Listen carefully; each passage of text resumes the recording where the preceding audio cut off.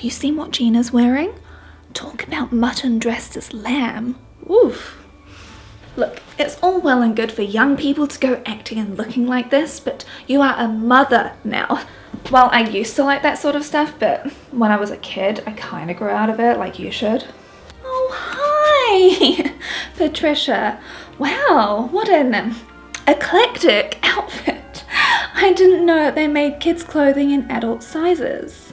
You know that we've got Uncle Larry coming around. We don't need all of this cleavage and all this leg showing now, do we? We don't want you egging him on like you've done every other year since you turned 12. It's not his fault, he's just a man. Kaylee, we have an emergency. My Aunt Samantha is wearing the exact same skirt as me. Like, look at her. Who does she think she is? Like, ooh, she's like 37. That is so old. Why does she think she could wear the same clothes as me? Like, I'm sorry, sweetheart, but like, you're way past your prime. Disgusting. Did you see Rochelle on the dance floor? She shouldn't be dancing like that at her age. And that dress? What a tart. Dolly Parton recently had the audacity to come out on stage wearing this outfit right here. Oh my gosh, she should show some respect for herself and cover up. How dare she come out dressed as a Dallas Cowboys cheerleader?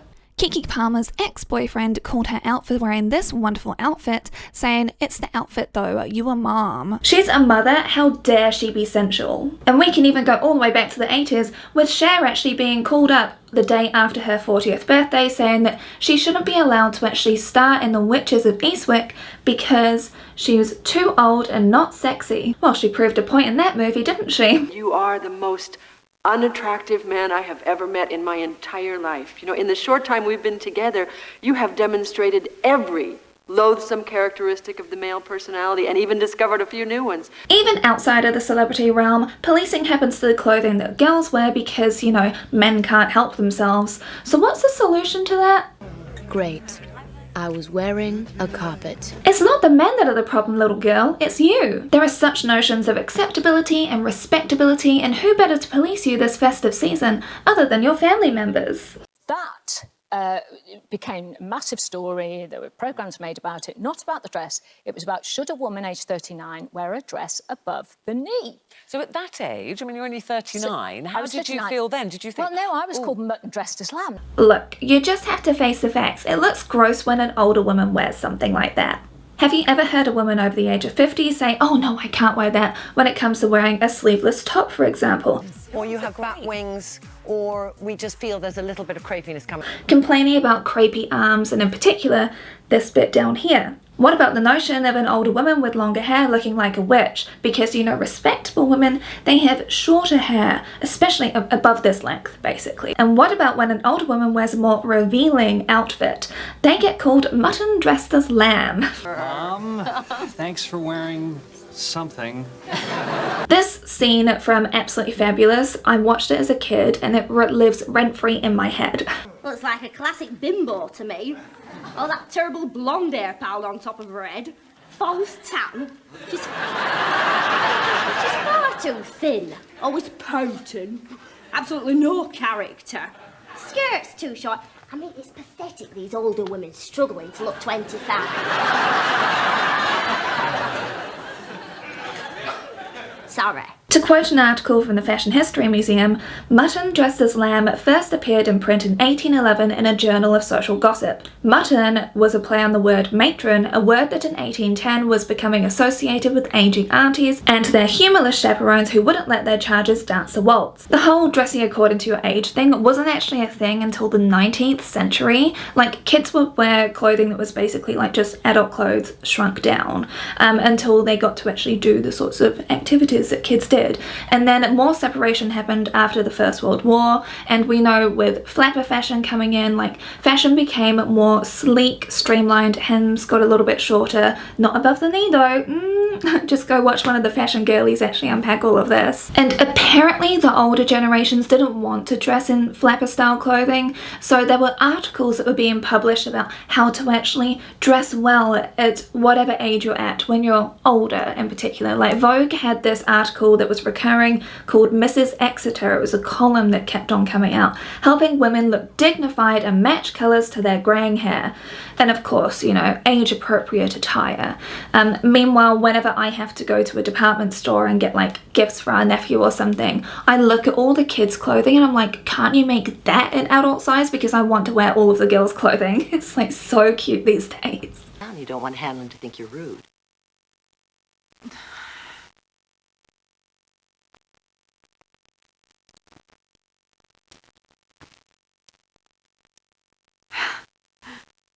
Laundry day.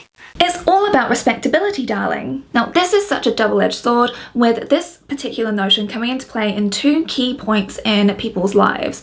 One, when girls are young girls and teenagers, and the second is when people become mothers, parents. He's the one who said, can you show a bit of cleavage and midriff? And we Girl power. no, girl power. But you should know better by now, shouldn't Yeah, you, that's really? not very good. You're in the advertising thing. What sort of example is that? Do you know what I mean? Excellent example to all fine young men.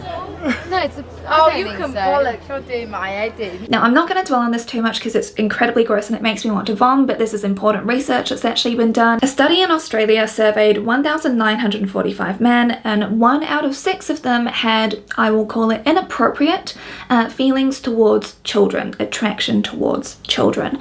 Yes, the word PDF file can definitely be used here, and I will have the article linked out below for you. There's links to the studies and everything. It's just going to be a tiny URL though, because otherwise YouTube will completely block this video, but it's important research that needs to get done. But when it comes to the solutions on this, it's great to educate kids on stranger danger and all of that stuff, even though it often isn't just coming down to the strangers. But anyway, I don't want to get too much into that. This is a festive season. I want a happy video, okay? But two, a lot of the blame actually gets put on the kids, and the kids need to know how to hold themselves. The kids need to self-objectify in order to actually see how they look to other people, see what they're doing as being inappropriate and inviting unwanted attention. And that's the thing that really concerns me, because it's like, instead of just being like, no, we're no longer going to be inviting like creepy Uncle Bob or whoever it is, we're not going to be inviting them anymore. It's like, no, we need to warn the kids and make sure that they're actually behaving in a different way and wearing clothing that won't provoke anything. Like, that's the concerning thing, as opposed to being like, there's this big issue that I think that we should address here if this is 1 out of 6. Instead just being like, no, we should police the kids. So, and it comes down under the name of respectability, because otherwise you're asking for it. I've covered this way more in depth in this video here, and actually in quite a few videos I bring this up, but this is very recent research I really wanted to bring up. Like I said, the second point in people's lives is when it comes to becoming a mother, and afterwards, like, you're kind of expected to re-virginize yourself. Getting back to that Kiki Palmer story I brought up at the beginning of this, her husband, I don't care what his name is, honestly, because she's the famous one in this relationship. He tweeted this: "We live in a generation where a man of the family doesn't want the wife and mother to his kids to showcase booty cheeks to please others, and he gets told how much of a hater he is. This is my family and my representation. I have standards and morals to what I believe. I rest my case." And all of this respectability gets wrapped up in apparently the clothing that they wear, because no woman can respect herself and also show any part of her flesh, any body part, or have any revealing clothing, because that shows a lack of self-respect. And honestly, oh my god, that's the part of second wave feminism that I really don't like. Apparently you can't respect your body and also wear clothing that you like and feel good in. But the even more worrying thing is there were supporters of him, not just men, because we know the kind of men that will actually come out saying, yes, it is, you're meant to be respectable if you're a mother. It's not just those guys, it was also women siding with it too. And internalized misogyny is a hard beast to slay, I know, but oh yikes, it really does make me sad that we're in like 2023 and still dealing with this. There is a battle to be seen in a different way, which T Noir has covered amazingly in this video here. I'm going to have it linked for you down below. A very tight-fitting pair of leggings. She does verge on the tartiness occasionally. That does scream special occasion, doesn't it? Screams I'm crazy! You know, it looks like the entire decade of the 80s threw up all over you. Then I like threw up. Oh! In order to be elegant, older women need to fade into the background to become a wonderful shade of beige. It's respectable that way. There is a particular image of how a quote older woman is meant to dress, and that starts at the age of about 40. I'm not calling that old.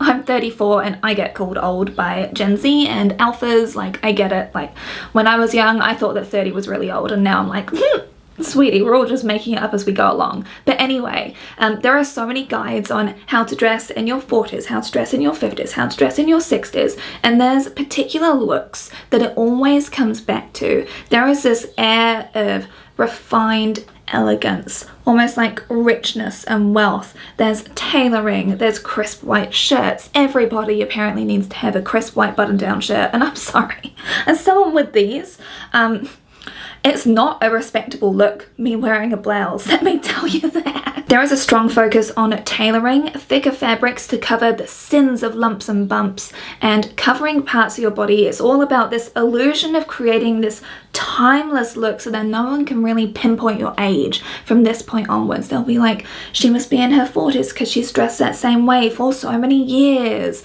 You know, it's very much this controlled elegance, definitely falling into Hallmark movie category. I'm not saying it's a bad way to dress, I'm just saying like this is the acceptable way to dress if you're over the age of 40. It is not as bad as the 2000s with people like Trini and Susanna going around and grabbing people and calling them sluts and stuff. Like, oh my god, this video, I've already covered it here. The fact that shapewear comes up as an everyday thing for people over the age of 40 to wear is a worrying thing to me. There is this smoothness and elegance that's expected of people, and yes, even including the people that wear these wonderful, amazing, colourful, artistic clothes. I love seeing this style of clothing, including with the chunky jewellery and everything. I think that people can look incredible like that. Whilst I wouldn't personally wear it, I still appreciate it on other people. But like, there is this refined elegance to everything. It is very put together, even if it's loud and colourful. I was very surprised in the 40 styling age range to still see things like there was a mini dress in one of them and there were short shorts being shown. So we've actually come a long way since I was working in retail like just over a decade ago. Honestly, like that's really good to see that there's been a bit more progress, but I still anticipate there will be people saying that, ooh, you're over 40 and you're wearing short shorts, how dare you. Now these aren't Daisy Dukes, but they're definitely still shorter, you know, they're not to the knee.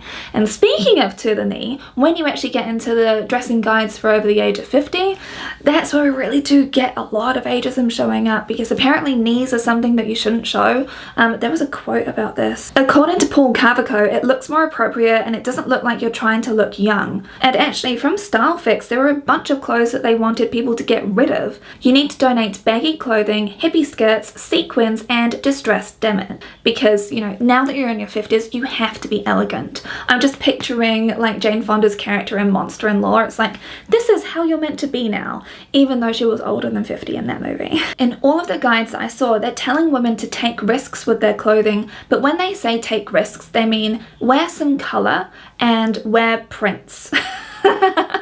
That's the risk. Oh, you can also be very risky and wear your white button-down shirt with a ball gown skirt, because that's something that people can practically wear. You can have fun with your clothing, what are you on about? You just still have to cover everything, but you're allowed to wear a bit of colour now as opposed to just beige and look like you've stepped out of Golden Girls. There's a lot of classism in all of this as well, because in all of the guides it was all about looking as rich as possible, basically. You have to invest in a handbag that is like a very expensive one. Same as investing in your shoes, like investing a lot of money in your shoes, investing in great haircuts and like all of this, like invest.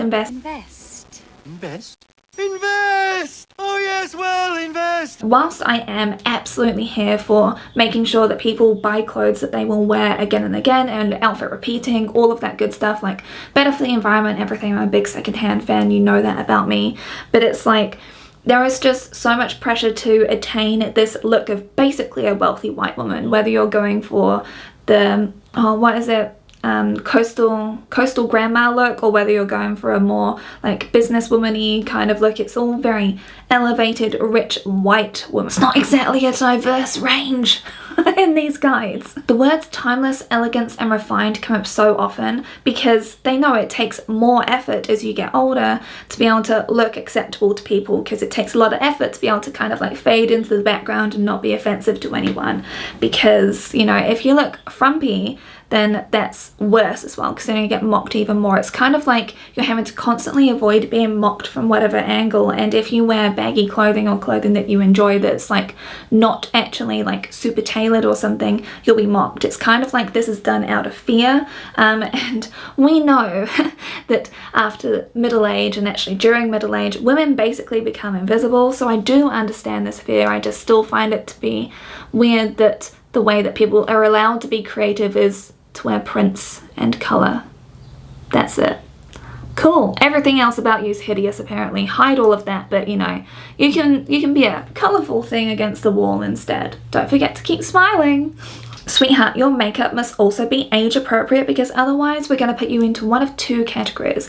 One is the trashy cougar who wears way too much makeup and looks slutty and classless, and the other is a batty old woman who wears too much makeup again and doesn't really know how to apply it and wears blue eyeshadow. I'm a blue eyeshadow aficionado, so you'll be seeing me rock that when I get older, if I'm lucky enough to. It basically falls into these two camps, and these two types of people are not meant to be taken seriously. The kind of makeup that people are encouraged to wear is very much no makeup, the kind of makeup that men love to see.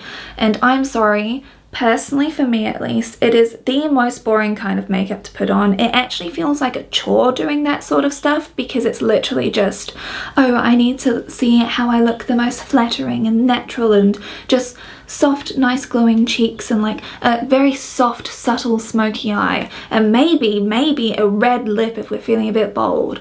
None of that actually feels creative or fun to me personally anyway. And I don't know if you are aware of this, but the makeup that has been coming out over the past decade has actually been incredible. And there are people much like myself who are embracing like girliness and activities and like things that we weren't able to either afford when we were younger or enjoy when we were younger, because it was constantly belittled, especially if you grew up in the 90s and 2000s. Like girliness, as much as Spice Girls really did try, it was like, you're below then. And to be honest with you, I'm actually incredibly here for people actually finding joy in things that they used to shun because there was so much shame around it in the past. But now you can actually like do that because we've got social media that actually shows us all of the things that other people are enjoying that are similar to us, and we can actually find like-minded people on it. Don't you sound like your mother? I do not. Yes, you so do. I do not. It's Catholic guilt. You've been living like a nun. Yeah, whatever happened to our Donna? Life and soul of the party. Our rock chick supremo. I grew up. Well, then grow back down again. Women, and especially mothers, are meant to be the great role models at all times. Like I've said before, you're not meant to have any fun, you're not meant to be sensual, you're not meant to like have really girly like times with your friends and actually just scream and yell and just have heaps of fun together. You're not meant to do that sort of stuff because everything is now about being chaste and sacrificial and just looking out for everybody, and oh, you really need to get those chores done, sweetheart. Oh, I need to look after everything. I'll be talking about that a bit more in next week's video. There is a great example of exactly this. Do you remember the movie Mamma Mia when it came out in the 2000s? I watched it when I was an edgy, angry teenager and I hated it and I found it incredibly cringe. For this video, I've rewatched it and I've been singing along, I've been having such a great time, I can relate to everybody involved, and it is such a great movie. Like when it came out, the cinemas were full of these women actually having such a good time. That movie got ridiculed so heavily. Like, I do have to say it did ruin the crush I used to have on Pierce Brosnan. Don't you see, can't you feel it? No, no, no, no, no, no, no. No! There's another movie that recently came out that got the same sort of feeling from a whole bunch of women, and it also got slated as being terrible. You know, it's funny how that happens, isn't it? Like, just any time that people are, you know, enjoying femininity in the way that they like, it's not acceptable. You have to, you have to be feminine in the way that we want you to, which is elegant, refined, boring, faded to the background, look after everybody. That's not fun, okay, Jeremy? Getting on to my final thoughts. No matter whatever celebrity we're actually talking about with this, whether it's people shaming Cher, Dolly, J-Lo, Shakira, Britney, literally whoever, all of these are thin, wealthy women. And even they get shamed for just having fun or being provocative in whatever way you may count that to be. How are the rest of us slobs meant to cope? All of these are examples of people who are breaking the mold. However, the prevalent messaging still remains. There is a want for older women to just disappear, to blend into the background and be happy about it, you know, smile gracefully as you fade into obscurity because nobody wants to pay attention to you anymore. Otherwise, if you say anything, you will be labelled as a difficult woman. But people not agreeing to do that and defying that makes people actually have to confront the fact that all they value a woman for is during the time that she's able to give birth, as I've spoken about in this video right here. By people not elegantly fading into beige and instead being loud and colourful and provocative and sensual, and by enjoying life by being silly and immature, they're actually challenging the status quo. They're defying those expectations and they get shamed for being immature and not, quote, acting their age. Whereas I see all of this as a form of healing and defiance. If you made it all the way to the end of this video, please leave the disco ball. What about a bow? What about a rainbow? What about whatever favourite colour you want as a heart? Because that's what all of this is about, right? These people that are actually kind of breaking molds is about finding joy and creating joy in life. And personally, I don't really count that to be a thing that people should get shamed for, that people should get belittled for. Let's start to try and embrace cringe a little bit. And it's like, why are you finding that cringe? Oh, because it comes up against like ageist beliefs? Maybe it's better that we actually let go of those. And maybe actually trying to do that when it comes to the festive season would be amazing. Just say goodbye to people like Uncle Jerry, never invite them again. And instead of saying like, oh, why is the aunt wearing that skirt? Be like, she looks great, she's having fun.